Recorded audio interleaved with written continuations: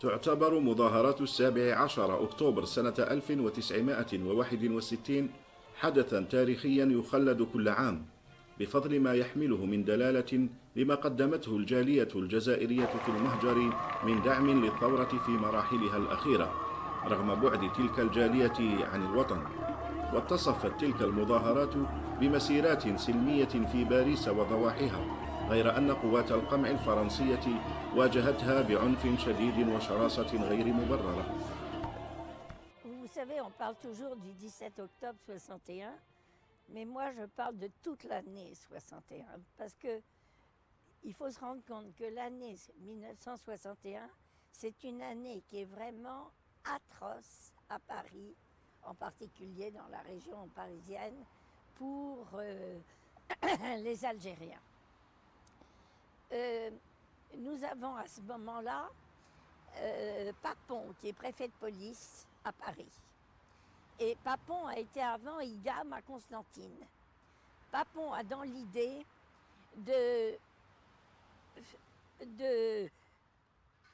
d'arrêter tout suspect, d'arrêter tout Algérien, pensant que en torturant, on va arriver à avoir des renseignements sur les chefs et autres, et que c'est ainsi qu'il envisage de conduire la guerre d'Algérie. Il veut imiter ce qui a été fait au fond pendant la bataille d'Alger. On a reçu la directive détaillée en 3 phases. Le 17, qu'est-ce qu'on doit faire? Le 18 et le 19. Voilà, c'est des phases. Donc le 17, c'est bien clair. Il faut sortir à partir de 20h. C'est le contraire du couvre-feu. À partir de 20h, il faut sortir tout le monde, hommes, femmes, enfants, même les poussettes, même personne ne doit rester chez lui. En particulier dans les banlieues, il faut y aller dans les grandes artères de Paris. C'est-à-dire montrer un peuple décidé, déterminé, pacifique. Ce n'était pas des gens qui descendent dans la rue pour faire la casse, faire n'importe quoi, non. C'était une manifestation pacifique. On a fait fouiller les gens dans les hôtels avant de partir. Même pas un canif. Parce que ce serait un prétexte, on dit voilà, ils sont descendus avec des haches, avec des manches de pioche, avec... Non, rien de tout ça.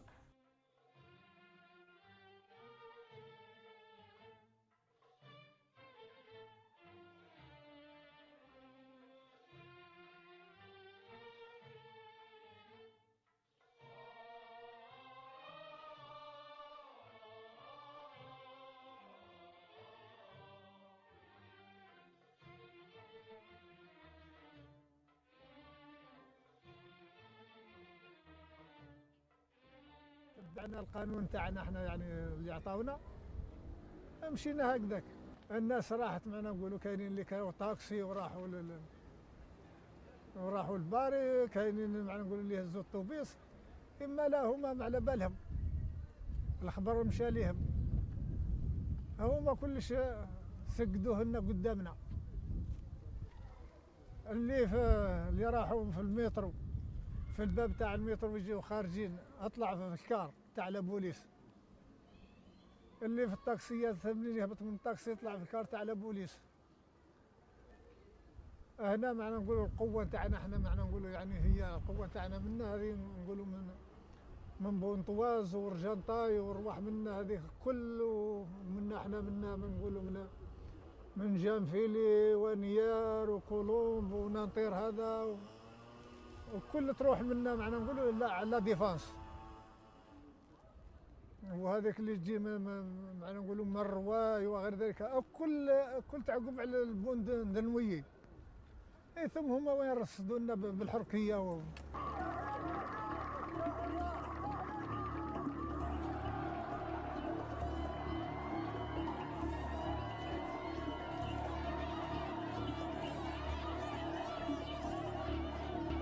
Toutes les provocations sont venues de la police. Et malgré ça, les Algériens n'ont pas riposté. Ils étaient, parce qu'on les a bien mis... C'est-à-dire qu'on voulait que cette manifestation soit l'image de l'organisation FLN.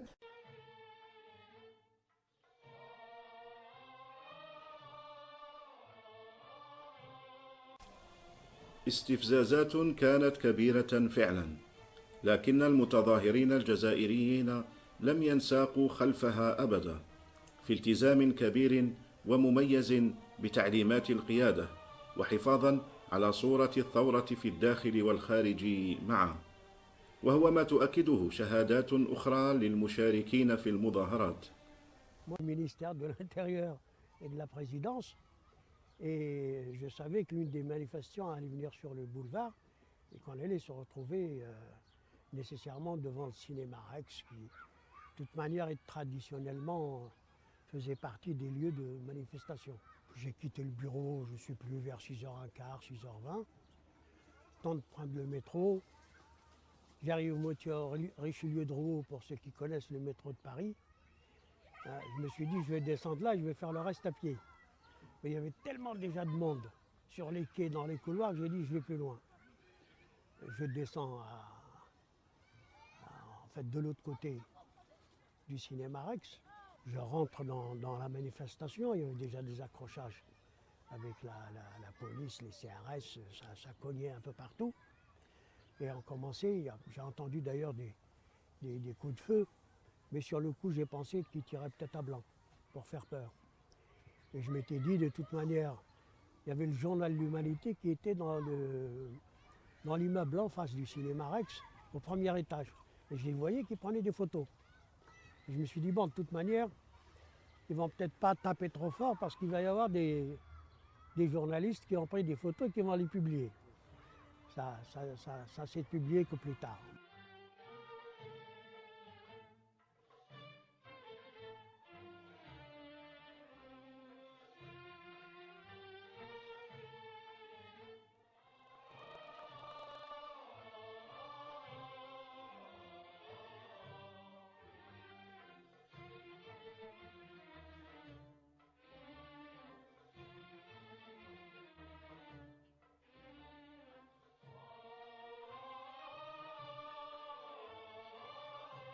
Il y a eu un encouragement de la répression dans le sens où il y a eu aussi des faux messages qui ont été diffusés sur les postes de radio de la police, disant qu'on avait vu des manifestants armés, ce qui est faux, les manifestants n'étaient pas armés, mais en diffusant ce genre de faux messages, on encourage encore plus les policiers à en découdre.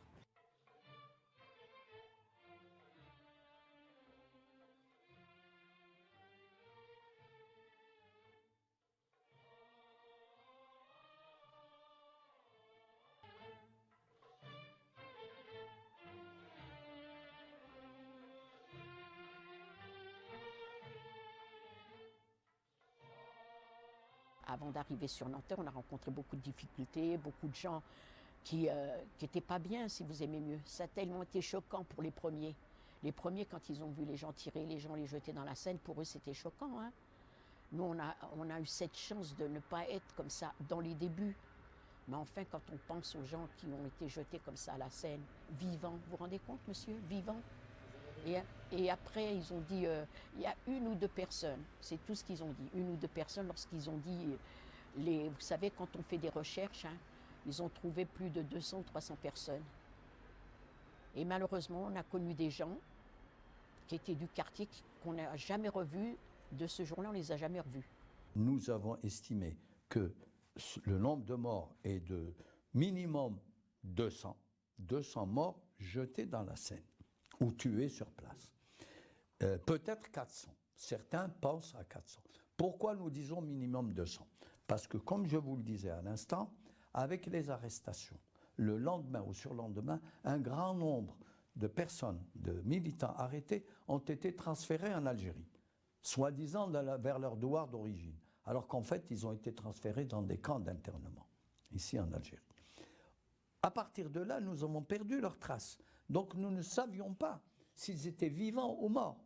Les 200 dont nous parlons sont les 200 qui résultent des rapports que nous avons reçus dans la semaine ou la quinzaine qui a suivi la manifestation. Et là, ce sont des chiffres précis venant de la part de l'organisation, c'est-à-dire lorsque quelqu'un dit « j'étais à tel endroit », un tel qui était avec moi, je l'ai vu, il a été bastonné, assommé et jeté dans la Seine. Là, on a fait ce calcul, on arrive à 200. On a laissé papon après ce qui s'est passé le 17 octobre, c'est qu'on voulait bien. D'ailleurs, il faut se dire, il a toujours dit 3 morts pour le 17 octobre, alors que moi je fais référence à Jean-Luc Naudy, qui a dit et qui a vérifié toutes ces preuves, et je pense qu'effectivement il dit la vérité, il y a eu au moins 300 morts le 17 octobre.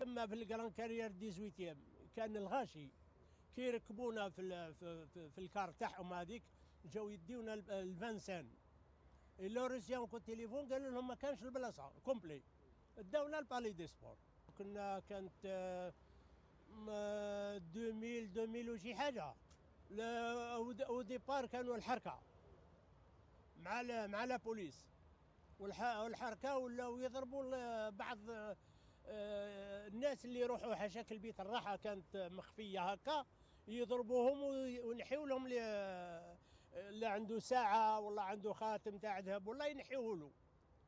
الور ولات الفوضى ثم كاينه الفوضى جاو قالوا لهم واش كاين ولا نحاهم جابوا لنا العسكر اللي كانوا متكلفين بينا.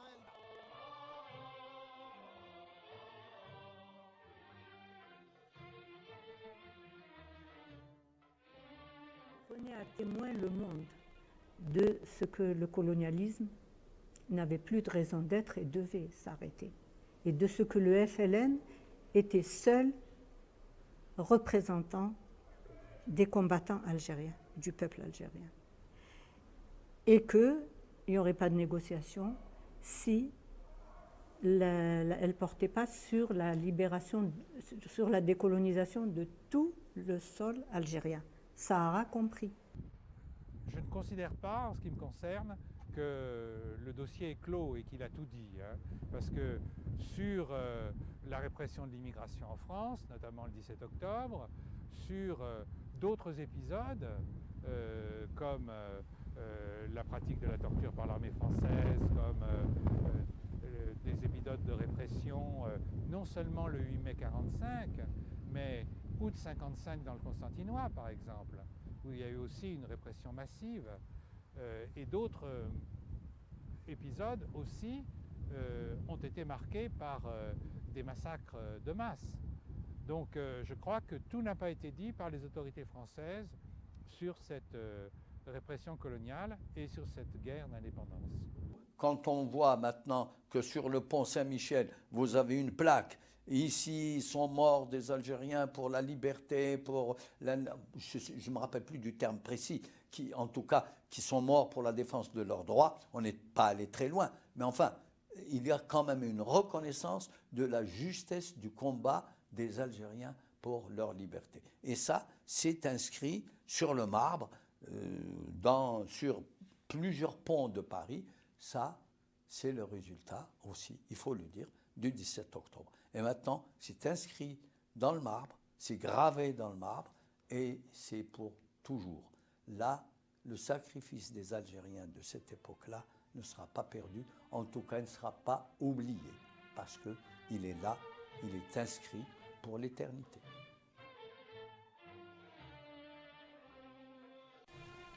نعم، إنه التاريخ، والتاريخ أمامنا، والتاريخ لا يرحم، والمزيد من الضحايا يشهدون على جريمة أخرى نكراء.